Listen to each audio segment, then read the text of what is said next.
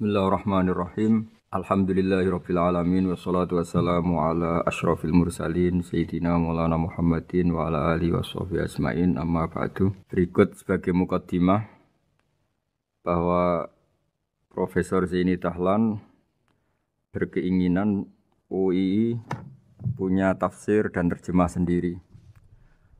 Lewat proses yang panjang dan melibatkan tim, di antaranya saya, terbitlah tafsir versi UII juga terjemah versi UII. Di antara ciri khas terjemahan UII adalah bahwa bahasa Arab yang tentu mengandung kesusastraan Arab, balaghah, kemudian ditransfer untuk pembaca Indonesia. Sehingga di antara ciri khas terjemahan UII adalah dengan rasa Indonesia dan tentu tidak merubah makna. Berikut beberapa kutipan yang perlu pemirsa atau pendengar tahu. Al-Quran adalah satu kitab suci yang diturunkan kepada Nabi besar Muhammad SAW.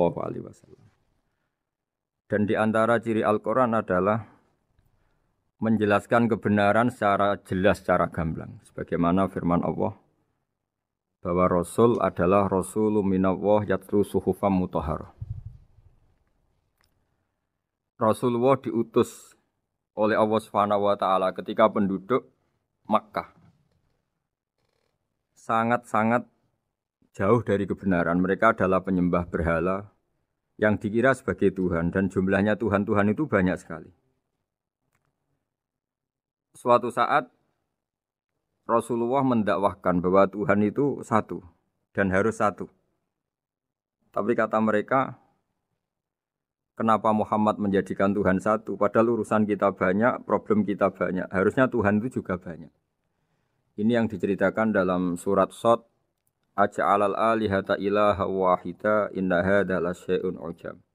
Bagaimana mungkin urusan kita yang banyak, yang harusnya butuh Tuhan banyak, kemudian menjadi hanya Tuhan satu.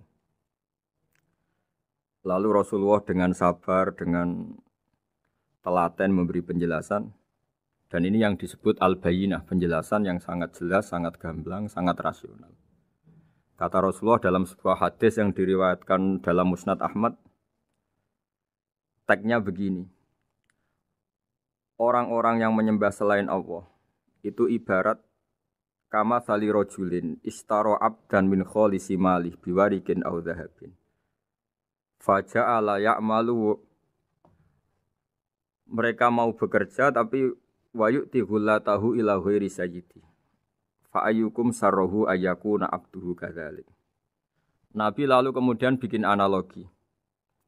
Wahai masyarakat Mekah, bagaimana kalau Anda ini jadi seorang pembantu atau seorang budak lalu punya majikan banyak. Dan semua majikan Anda ini punya perintah yang beda-beda, punya selera yang beda-beda. Semuanya atasan Anda, semuanya majikan Anda. Apa Anda senang punya majikan yang banyak? Lalu mereka bilang, wah susah Muhammad kalau kita punya majikan banyak. Tuhan kamu adalah majikan kamu.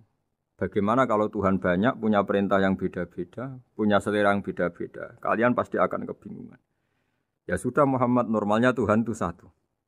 Sehingga mereka tercerabut dari pemikiran bahwa Tuhan harus banyak. Ini yang dimaksud dalam surat Al-Bayyinah, lam yakunil ladzina kafaru min ahlil kitab wal musyrikin munfakina hatta ta'tiyahumul bayyinah. Bahwa orang-orang kafir, baik kafir ahli kitab maupun kafir musyrik Mekah, mereka tidak pernah terlepas dari sifat kekafirannya, yaitu menuhankan banyak Tuhan, sampai datang sebuah bayyinah. Bayyinah itu argumentasi kebenaran yang begitu jelas. Setiap membawa kebenaran argumentasinya meyakinkan. Itu siapa? Rasulun minallah yatslu suhufam mutahharah, yaitu Rasul yang membacakan lampiran-lampiran suci, yaitu Al-Quranul Karim. Dengan penjelasan analogi tadi kemudian orang-orang Mekah sadar, susahnya kayak apa kalau Tuhan banyak, lalu perintahnya beda-beda, seleranya beda-beda, hukumnya beda-beda. Ini membingungkan. Akhirnya mereka mengakui bahwa pentingnya logika tauhid. Nah ini yang Rasulullah ini benar-benar berstatus bayyinah.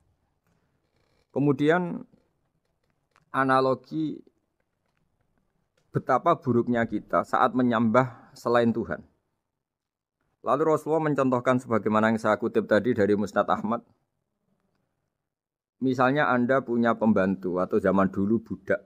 Anda beli dari harta kamu, dari uang kamu. Kemudian budak ini kerja. Yang ngasih makan kamu, yang fasilitasi kamu, toko milik kamu, semua milik kamu. Kemudian dia kerja dan hasil dari kerjanya dia dikasihkan ke orang lain. Kamu senang tidak punya budak yang seperti itu, kata Rasulullah. Wah, kita semua tidak senang Muhammad. Sama seperti itu. Kamu adalah bisa makan rezeki dari Allah. Kamu nempat di buminya Allah. Kamu minum dari air yang dibikin Allah. Kemudian Anda menyembah selain Allah. Itu aneh apa enggak? Menyembah zat yang tidak memberi rezeki kamu, yang tidak bikin bumi untuk kamu, yang tidak bikin langit untuk kamu, yang tidak bikin fasilitas air untuk kamu. Aneh enggak? Semenjak itu mereka berpikir betapa buruknya mereka menyembah berhala, menyembah arca, menyembah Yesus, menyembah macam-macam. Nah ini yang disebut Rasulullah adalah orang yang benar-benar bayinah. Ketika melontarkan kebenaran, benar-benar jelas sehingga diterima secara akal yang sehat. Karena semua akal yang sehat akan menerima agama ini disebut fitratallahi fatarana salihah. Bahwa agama ini agama fitrah. Orang yang normal, yang cara berpikir normal pasti menerima agama ini. UII dengan terjemahan ini dan dengan tafsir ini ingin memberi penjelasan simbol-simbol yang ada di beberapa surat. Di antara lagi yang di bab muamalat. Betapa Rasulullah itu punya logika yang benar-benar mudah diterima. Dulu orang Arab dalam bab muamalat jual beli biasa menjual kurma. Masih kecil, masih belum jelas jadi kurma yang baik apa enggak. Kalau istilah orang Jawa masih pentil ini. Kalau bahasa Arab qobla buduwi solahiha. Calon buahnya itu belum pasti jadi buah. Kemudian masih bunga, masih apa sudah dijual. Dengan transaksi, asumsi, harga, andekan sudah jadi kurma. Kalau dalam Jawa mungkin jual mangga sebelum tua, masih pentil, masih kecil. Lalu kata Rasulullah, kamu jangan melakukan itu. Kenapa ya Rasulullah padahal kita butuh uang? Kata Nabi, Ara'aitum in mana Allahu as-samra fa bima yastakhillu ahadukum mala akhi. Bagaimana kalau buah-buah yang masih kecil itu kemudian berguguran karena satu musim atau karena apa? Lalu kamu mendapat uang itu atas nama apa?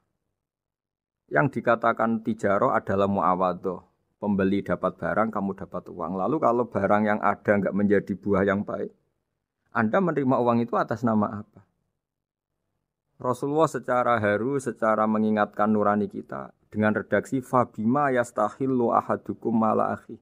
Lalu kamu mendapat uang saudara kamu atas nama apa? Kalau atas nama buah, mereka belum mendapat buah. Akhirnya ada kesadaran bersama bahwa sebaiknya kita menjual sesuatu itu yang pembeli ya dapat barangnya, yaitu dalam konteks ini buah yang sudah layak dijual, kita dapat uangnya. Ini lagi-lagi Rasulullah al-Bayyinah, sekali memberi penjelasan begitu jelas. Ketiga misalnya di bab jinayat, di bab hukum pidana.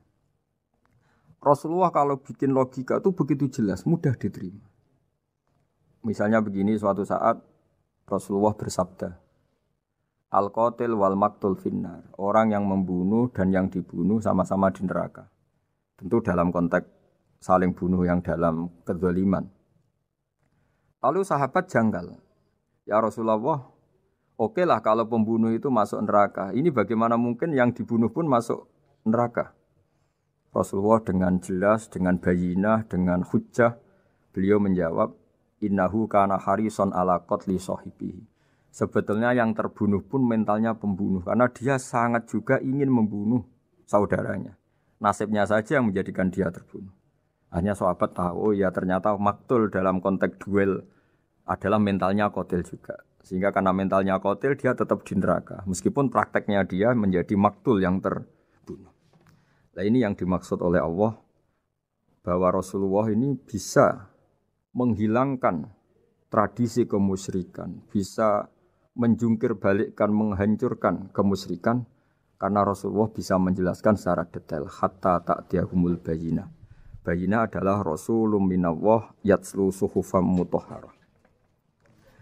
Jadi ini yang insya Allah sebagai kajian kita bahwa kita butuh sekian penjelasan untuk mengenang dan membuktikan bahwa Rasulullah adalah benar-benar al-bayyinah.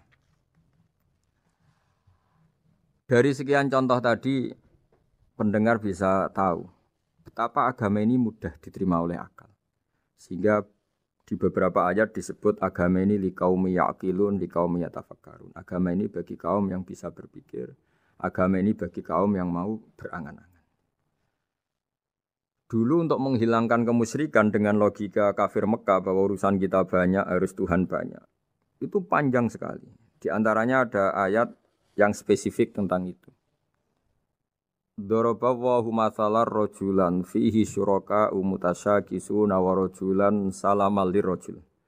Hal yastawiyani masalah. Allah membuat satu perumpamaan yaitu di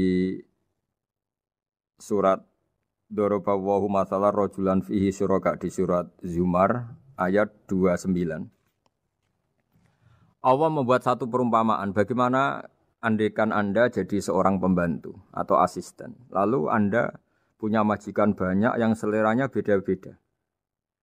Kemudian dibanding misalnya Anda jadi pembantu dengan satu majikan yang akhlaknya baik, komitmennya baik. Anda milih mana? Lalu orang-orang kafir Mekah menjawab, Muhammad tentu kita milih punya majikan satu yang baik. Kalau majikannya banyak kita jadi repot. Lalu mereka kata Rasulullah, ya sudah, kalau gitu Tuhan kamu satu saja, jangan banyak. Kalau banyak jadi repot. Terus mereka baru tersadar bahwa menuhankan Tuhan banyak itu salah dan resikonya lebih banyak. Ini disebut munfakina hatta ta'tiyahumul bayyinah. Mereka orang-orang musyrik enggak mau tercerabut dari akar kemusyrikannya sampai datang al-bayyinah. Sebuah bukti kebenaran yang begitu jelas, begitu nyata. Siapa kebenaran itu? Rasulun minallah yatslu suhufam mutahharah, yaitu Rasulnya Allah yang membaca lampiran-lampiran suci. Lampiran-lampiran suci ini dalam bahasa Arab diikutkan wazan isim maf'ul disebut mushaf. Makanya kitab suci ini ditulis di sohifah. Kalau dalam bahasa Arab lampiran itu sohifah, dijamakkan kata jamaknya suhuf. Kemudian ketika dicetak, dijilid disebut mushaf. Sehingga alhamdulillah UII Universitas Islam Indonesia punya mushaf, punya terjemahan, punya tafsir. Ini diharapkan kita sebagai ulama, sebagai dai, sebagai ustadz bisa warasatul anbiya. Karena kata Rasulullah al ulama warasatul anbiya.